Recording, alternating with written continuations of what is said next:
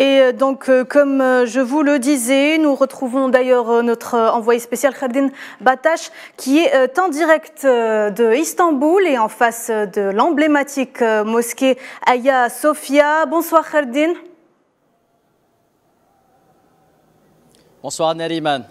Alors la ville d'Istanbul a connu aujourd'hui plusieurs activités de la part du président sortant Recep Tayyip Erdogan et selon vos informations, il aurait choisi de faire un dernier bain de foule, n'est-ce pas ?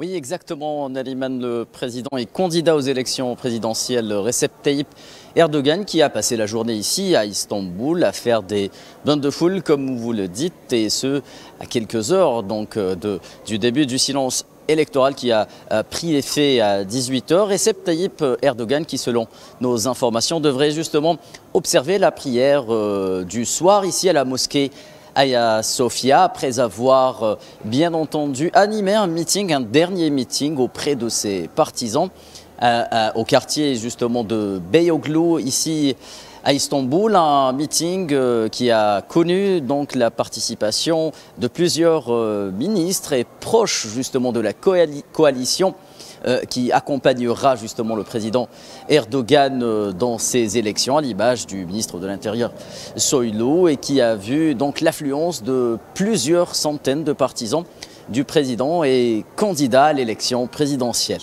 Justement, je vous interpelle sur ce point, Khardin. On se demande pourquoi le choix de cette mosquée précisément.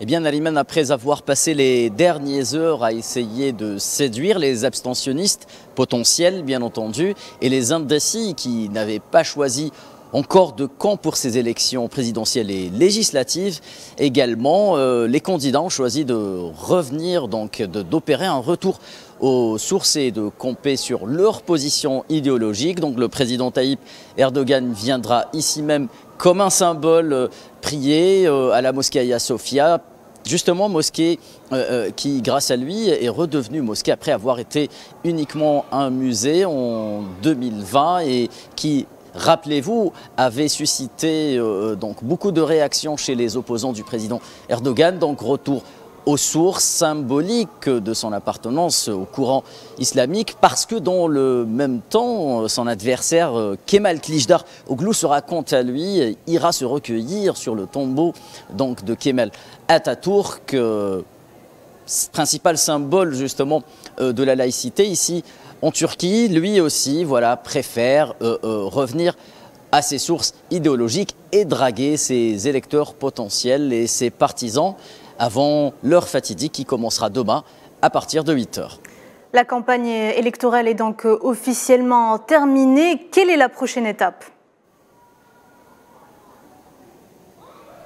Eh bien, la prochaine étape, tout simplement, ça sera de se rendre aux urnes demain, comme je le disais, à partir de 8h du matin. Je rappelle que plus de 11 millions, donc 11 350 000 inscrits ici en Turquie. C'est la plus importante base électorale du pays, se rendront aux urnes demain. Je rappelle également que le président et candidat Tayyip Recep Erdogan votera ici même à Istanbul, dans une école dans la région de Üsküdar.